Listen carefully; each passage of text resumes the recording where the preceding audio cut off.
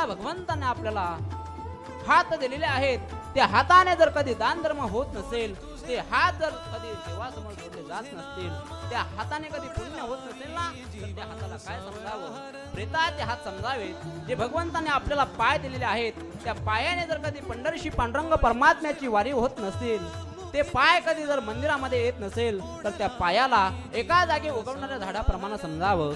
जे भगवंताने आपल्याला कान दिलेले आहेत त्या कानाने जर कधी भगवंताच्या कथा श्रवण होत नसतील ना, तर त्या कानाला काय समजावं? सर्पाचं बीळ समजावं. जे भगवंताने आपल्याला वाणी दिलेली आहे त्या वाणीने जर कधी भगवंताचं नामचिंतन होत नसेल ना, तर त्या वाणीला काय समजावं? पावसाळ्यातल्या बेडकाप्रमाणे समजावं. ज्या प्रकारे पावसाळ्यात बेडक कसा डराव डराव करतो त्या प्रकारे हा वाणीला समजावं. ऐका, उसाला डोळा आहे पण दिसत नाही, कढईला कान आहे पण ऐकू येत नाही, सुईला नाक आहे पण श्वास घेता येत नाही, कंगव्याला दात आहे पण खाता येत नाही. म्हणून भगवंताने आपल्याला एवढा सुंदर दिला, आपण कधी चिंतन करत नाही.